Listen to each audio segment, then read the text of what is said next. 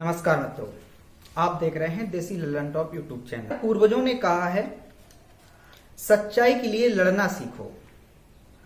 यदि लड़ ना सको तो लिखना सीखो, और यदि लिख ना सको तो बोलना सीखो। बोल ना सको तो साथ देना सीखो, और साथ ना दे सको तो उसका सहयोग करना सीखो, और सहयोग भी ना कर सको तो उसका मनोबल मत गिराओ।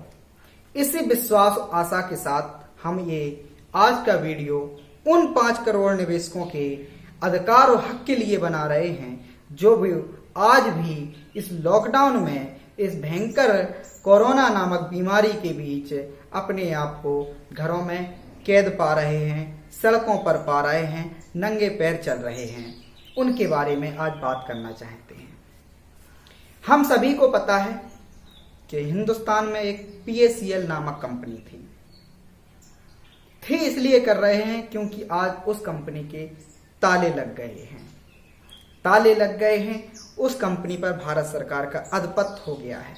भारत सरकार की संस्था सेबी ने उस पर कब्जा कर लिया है। PACL उस शख्स की कहानी थी, उस आदमी की स्थापित कंपनी थी जो दूध का कारोबार करता था। गलियों में दूध बेचने वाले निर्मल सिंह भंगू धीमे धीमे एक एजेंट बने किसी चिटफंड कंपनी के, और जब चिटफंड कंपनी के एजेंट बने तो उन्होंने अपने आप का दिमाग लगाया उसी प्रकार की एक अपनी कंपनी खोलने का। निर्मल सिंह भंगू ने एक अपनी कंपनी खोली और कंपनी का नाम रखा गुरवंत एग्रोटेक कंपनी। कंपनी धीमे धीमे अपना कारोबार स्टार्ट करने लगी। आम जनता, गरीब, मजदूर, मध्यम वर्गीय परिवारों के बीच उनके कंपनी के एजेंटों ने धन का कलेक्शन करना प्रारंभ कर दिया, और वो अपने PACL जो बाद में जिसका स्वरूप बदला, उस कंपनी में अपना पैसा जमा करने लगे। बात 1998 की है, जब कंपनी ने अपना नाम बदला और कंपनी का नाम रखा गया PACL। और इसके बाद ये कंपनी कारोबार करती रही। कंपनी के बहुत सारे कारोबार थे, चैनल का कारोबार, होटल्स का कारोबार, रियल एस्टेट का कारोबार, तमाम तरीके के कारोबार थे। P7 न्यूज भी PACL का था। आप लोगों की जानकारी के लिए बता दें, PACL पर कार्रवाई जब हुई जब हिंदुस्तान में PACL 5 करोड़ निवेशकों को, 5 करोड़ आम नागरिकों को अपने यहां जोड़ चुकी थी। तो अंदाजा लगाइए कि एक कंपनी आज शुरुआत हो और किसी गांव शहर से शुरुआत हो, वहां पर लोकल स्तर पर थानेदार, कोतवाल साहब, SP साहब, DM साहब, SDM साहब, न जाने जनपद के कितने अधिकारी रहते हैं। उनको पता होता है कि हमारे शहर में कौन क्या कारोबार कर रहा है और कौन अनलीगल कर रहा है, कौन लीगल कर रहा है। चलिए, किसी व्यक्ति की जानकारी इस कारण से नहीं आ पाती है कि उसके शासन में संबंध होते हैं। निर्मल सिंह भंगू को भी उस श्रेणी का आज हम आदमी मान लेते हैं कि निर्मल सिंह भंगू की कहानी लोगों को इसलिए, अधिकारियों को इसलिए पता नहीं लगी क्योंकि हो सकता है उनके अधिकारियों से संपर्क। लेकिन मुझे ये बताइए, जो कंपनी अपना लगातार विस्तार करती रहे, किंग्स 11 पंजाब IPL की टीम में अपने आप को शेयर होल्डर बनाई, तब भी भारत सरकार की संस्था सेबी सोती रही, भारत सरकार सोती रही। कांग्रेस की सरकार भी आई इस दरमियान, अटल बिहारी वाजपेयी की भी सरकार आई, और इसके पहले पूर्व में BP सिंह की भी सरकार आई। एक व्यक्ति 20 सालों तक, 2 दशकों तक जनता का पैसा जमा करवाता है और सरकार को लगता है अचानक से कि वो अनलीगल कार्य कर रहा है। अचानक से CBI जांच होती है। CBI जांच में सामने आता है कि अनलीगल तरीके से उसने व्यापार किया। अब उसके साथ, उस एक शख्स के साथ 5 लाख लोग एम्प्लॉय हो गए। 5 लाख लोगों ने उसके साथ कार्य किया। आज वो अपने आप को उस कंपनी के साथ जुड़ा हुआ महसूस करके ठगा महसूस कर रहे हैं। भारत सरकार 20,000 की विज्ञापन देती है नौकरी के लिए तो लाखों की संख्या में फार्म भर जाते हैं। बेरोजगारी का अंदाजा इस बात से लगाया जा सकता है। तो 5 लाख एम्प्लॉय पीएसीएल में थे और 8 करोड़ निवेशक। इनका 45,000 करोड़ रुपए जब पीएसीएल में जमा हो गया तब भारत सरकार कार्रवाई करती है और पीएसीएल लोगों को भरोसा देती है कि उनके पास संपत्ति है, लोगों का धन नहीं डूबेगा। भारत सरकार की एजेंसियों का दावा था पीएसीएल ने चूंकि अनलीगल तरीके से कार्य किया, इनके कार्यों को लीगल तरीके से न होने के कारण इनके कारोबार पर रोक लगाई जाती है। मेरा भारत सरकार से आज ये प्रश्न और सवाल है, क्योंकि ये कार्रवाई भारतीय जनता पार्टी की सरकार में कठोर हुई और आज 8 करोड़ निवेशकों का पैसा लटक गया। मेरा भारत सरकार से एक सीधा सा सवाल है, छोटा सा सवाल है कि सेबी ने जब कार्रवाई की तो सेबी ने क्या ये नहीं सोचा था कि इस कंपनी के अंतर्गत 5 लाख लोगों को रोजगार मिलता है, 8 करोड़ परिवारों का इस कंपनी में धन जमा है। क्या हम इन 8 करोड़ परिवारों का पैसा रिटर्न कर पाएंगे? इसमें क्या पीएसीएल के सामने सेबी ने अपने आप को सक्षम पाया? क्या 5 लाख लोगों को रोजगार की हम व्यवस्था कर पाएंगे? यदि कंपनी का संचालक कोई गलत कार्य करता है तो संचालक की गिरफ्तारी जायज है और कंपनी को बंद करना ये नाजायज और गलत तरीके का कृत्य मानता हूं।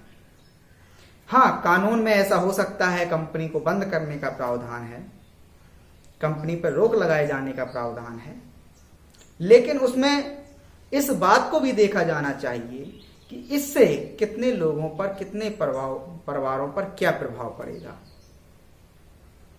कानूनों में भी दुष्प्रभाव होता है। मोदी सरकार आने के बाद एक बहुत बड़े कानून में परिवर्तन किया गया कि पूर्व में जो लोग आत्महत्या करते थे और वो बच जाते थे तो उनके खिलाफ मुकदमा लिख दिए जाते थे, उनसे कारण पूछा जाता था किस कारण से आत्महत्या की और उन्हें सलाखों के पीछे पहुंचाया जाता था। ये गलत कानून वर्षों तक चलता रहा, किसी ने कोई टोका टाकी नहीं की। आदरणीय प्रधानमंत्री नरेंद्र मोदी जी की केंद्र में सरकार आई, उन्होंने परिवर्तन किया और कहा कि जो भी व्यक्ति आत्महत्या करता है वो कोई मानसिक आत्मग्लानि के कारण करता है, कोई शौकिया आत्महत्या नहीं करता, कोई ना कोई उसकी व्यक्तिगत पीड़ा होगी, अतः उसको अब गिरफ्तार नहीं किया जाएगा। बहुत साहसिक परिवर्तन था, बहुत अच्छा कदम था कि जो व्यक्ति आत्महत्या के बाद बच गया उसको जेल डालना कितना गलत था, लेकिन उसमें परिवर्तन हुआ। कानून में दुष्प्रभाव था, गलत था। कंपनी को भी बंद करना है, ये भी सरासर से गलत है। दर्जनों कंपनियां ऐसी हैं जहां लाखों लोगों को बेरोजगार कर दिया गया, सिर्फ सरकार की जो एजेंसियां हैं उनके गलत निर्णयों के कारण। अब हमने जब पीएसीएल के कस्टमर केयर को फोन लगाया, उनसे जानना चाहा कि कंपनी में जो लोग एम्प्लॉय थे क्या उन लोगों को रोजगार दिया गया, तो उनका कहना था सर पता नहीं। यानी कि पीएसीएल पर जब कार्रवाई हुई, सेबी ने उनके एम्प्लॉयों के बारे में एक बार भी नहीं सोचा कि यहाँ कितने लोग जुड़े हुए हैं और कितने लोग बेरोजगार होंगे। सीधा लॉक किया गया, कंपनी को सील किया गया, प्रॉपर्टी पे कब्जा किया गया। फिर हमने अगला सवाल पूछा कि अभी तक कितने लोगों को भुगतान दिया गया और कितने रुपए का भुगतान दिया गया। उन्होंने कहा 7,500 रुपए जिन लोगों का जमा था उन लोगों का भुगतान दिया गया। तो उन्होंने हमारा पलटकर उनसे सवाल था क्या पीएसीएल के जो कस्टमर थे उनका जो मूल रकम 7,500 था, 7,500 ही वापस किया गया या उस पर इंटरेस्ट भी दिया गया। उधर से सेबी के कस्टमर केयर का जवाब था सर केवल मूल रकम ही वापस की गई है। पीएसीएल तो ऐसा नहीं कर रही थी, पीएसीएल लगातार निवेशकों को ब्याज सहित रिटर्न वापस कर रही थी। ये तो अनलीगल नहीं था। अनलीगल ये हो सकता है कि रजिस्ट्रेशन में कुछ गड़बड़ किया हो, टैक्स देने में कुछ गड़बड़ किया हुआ, पैसे को यहां से वहां ट्रांसफर करने की प्रक्रिया में गड़बड़ किया हो। तो आज ये निवेशकों की छाती पे जो हथौड़ा चल रहा है लॉकडाउन में, ये भारत सरकार शायद नहीं समझ रही। और समझ रही है तो सेबी को तुरंत और तत्काल तरीके से आदेश देना चाहिए कि से PACL के जितने भी कस्टमर्स हैं उनका ऑडिट जो हुआ है, इतने कस्टमर हैं, 8 करोड़ कस्टमर हैं, 45,000 करोड़ रुपए जमा है, उनको उतनी प्रॉपर्टी सौंप दी जाए। वो अपनी उस प्रॉपर्टी को बेचे या ना बेचे, वो उसके विवेक के आधार पर है, उसको ब्याज सहित रकम भी मिल जाएगी। आज 5 साल 2015 से 2020 आ गई है, अभी तक निवेशकों का भुगतान देने में सेबी असमर्थ रही है।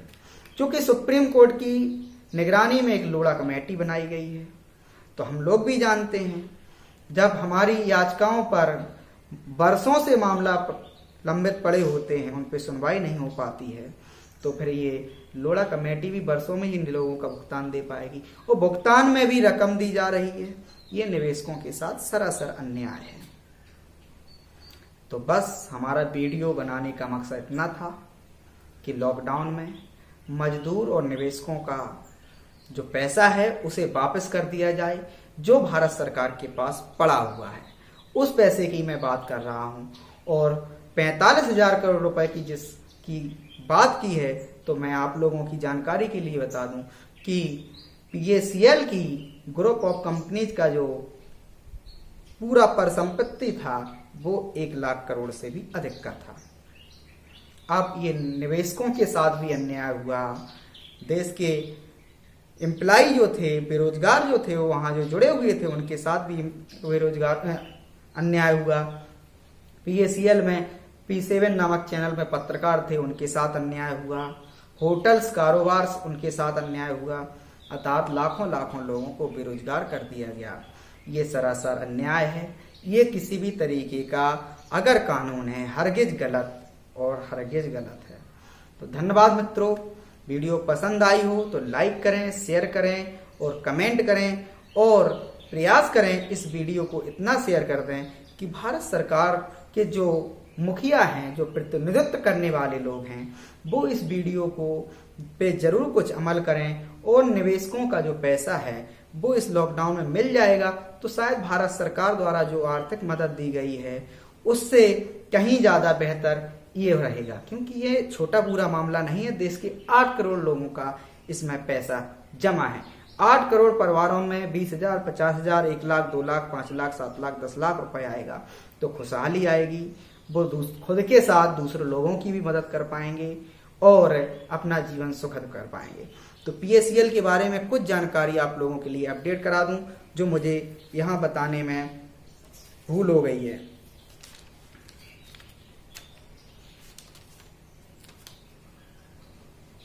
हम आपको बता चुके हैं, निर्मल सिंह भंगू ने ही PACL का प्रारंभ किया। P7 न्यूज चैनल था जो इनका बंद हो गया है। दूध से इनका कारोबार का प्रारंभ हुआ। चिटफंड कंपनी में इन्होंने कार्य करना प्रारंभ किया। बाद में खुद अपनी गुरुवंत एग्रोटेक कंपनी इन्होंने खुद बना ली। 1998 में कंपनी का नाम PACL इन्होंने रख दिया। 2 दशक तक काम किया गया। अक्षय कुमार और ब्रैडली जैसे ब्रांड एम्बेसडर इनकी कंपनी में रहे। जब जरा सोचिए, जिस कंपनी का अक्षय कुमार और ब्रैडली ब्रांड एम्बेसडर हो, तो उस पर तो सरकार की नजर, सरकारी एजेंसियों की नजर निश्चित जाती है कि कोई कंपनी अचानक से मार्केट में ऐसे थोड़े आ गई है, हाईलाइट हो रही है, कैसे कार्य कर रही है। अभी तक क्यों सोती रही सेबी अपनी गलती स्वीकार नहीं करती, दूसरों पे आरोप लगाकर गलत तरीके से कार्रवाई कर देती है, जिससे सीधा सीधा कंपनी के मालिक पर कोई असर होता नहीं, क्योंकि उनके पास जेल जाने में भी AC, कंप्यूटर, लैपटॉप सारी सुविधाएं उनको दी जाती हैं। मरता गरीब निवेशक है। जितनी बेहतर जिंदगी उनकी जेल में होती है, उससे कहीं बदतर जिंदगी यहाँ गरीबों की रोड पर होती है। तो मालिकों पर इस पर कोई असर नहीं पड़ा, क्योंकि आपने उनकी कंपनी पे कब्जा कर लिया। कहीं ना कहीं फिर भी उनकी संपत्ति बाकी होगी, जो आप नहीं सील कर पाएंगे, नहीं कब्जा कर पाएंगे, तब भी वो अपना सुखद जीवन काट लेंगे। तो निवेशकों का ध्यान रखा जाए, एम्प्लॉयों का ध्यान रखा जाए, बेरोजगारी की दर ना बढ़ाई जाए। यदि सरकार रोजगार देने में असमर्थ है तो कम से कम रोजगार लेने की कोशिश ना करे, रोजगार छीनने की कोशिश मत करे। आप लोगों के लिए जानकारी के लिए बता दूं, 8 लाख एजेंट थे, माफ करिए हमने आपको बताया 5 लाख एजेंट। 8 लाख लोग थे जो एक चैनल टाइप का माहौल था और जनता के बीच जाके कलेक्शन कर कर, जैसे LIC में होता है ऐसे कलेक्शन करके लाते थे और अपने ऑफिसों में जमा करवाते थे। IPL में किंग्स 11 पंजाब में इनके शेयर थे। Real estate, health, hotel, channel, ये सारा इनका कारोबार था। जब इनकी 5 करोड़ निवेशक और 45,000 करोड़ से अधिक का देनदारी हो गया, तब अचानक सेबी को याद आती है कि निर्मल सिंह भंगू नामक शख्स है, इसको गिरफ्तार करना है, जेल भेजना है, इस कंपनी पे रोक लगाना है और कार्रवाई करना है और निवेशकों के भुगतान जो है वापस दिलाना है।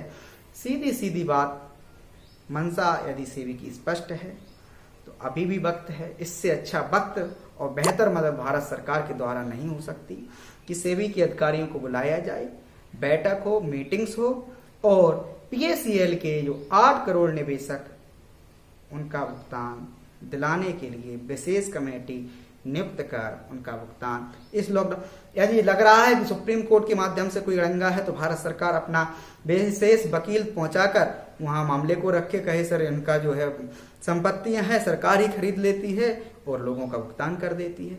सरकार भी खरीद सकती है और सरकार चाहे तो 2 दिन में नीलामी कभी करवा सकती है, क्योंकि प्रधानमंत्री की बात लोगों को इतनी अच्छी लगती है कि वो ताली की कहें लोग ताली बजाने लगते हैं, लोग थाली की कहें थाली बजाने लगते हैं। प्रधानमंत्री कहें आत्मनिर्भर भारत बनना है तो लोग अपने घरों में ही अपनी खुद की कंपनी बनाने का प्रयास करने लगते हैं, खुद का रोजगार ढूंढने का प्रयास करने लगते हैं, उसका हैशटैग चलने लगता है।